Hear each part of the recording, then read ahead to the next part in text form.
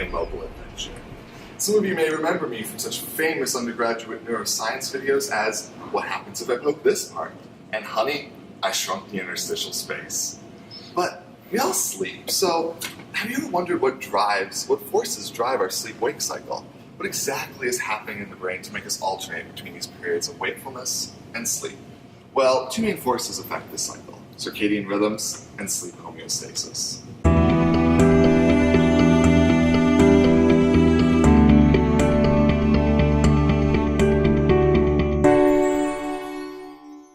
Circadian rhythms can be thought of as an internal clock that is constantly operated by the body. This clock receives light cues from the eyes and synchronizes a large number of physiological functions with day and night.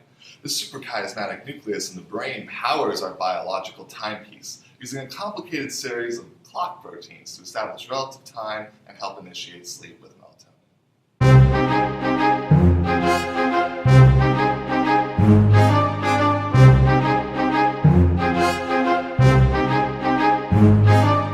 Sleep homeostasis, on the other hand, is more like this thermostat here, acting to adjust the balance between sleep and wake and making sure your brain can switch towards sleep and get the rest it needs when it's tired. This measure is often associated with slow-wave brain activity visible on EEGs that increases in later sleep stages.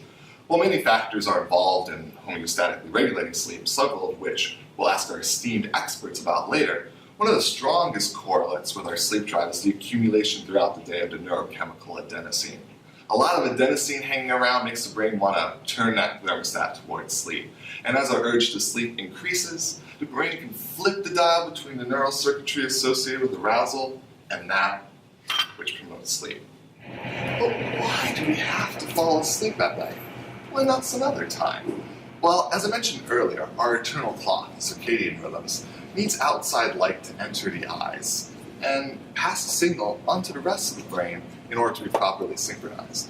Our neural circuitry has evolved in humans so that this light resets the clock to the beginning of the wakefulness phase, allowing for the control of sleep and other physiological variables. Push our sleep-wake cycle against the day-night cycle by pulling an all-nighter, working a night shift, or other methods of sleep deprivation, thus messing up our thermostat, sleep homeostasis, and unbalancing ourselves.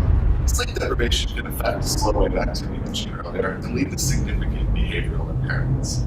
Chronically getting only 4 or 6 hours of sleep per night leads to lower scores in a number of neurocognitive tests in proportion to the excess amount of time you've been awake. In fact, one night of complete sleep deprivation leads to worse outcomes, which don't even recover completely with 10 hours of recovery sleep. Some studies have shown that 24 hours of sleep deprivation has a similar effect to a 0.10% blood alcohol content, legally drunk in all states. That's where I'm only a little tired, officer.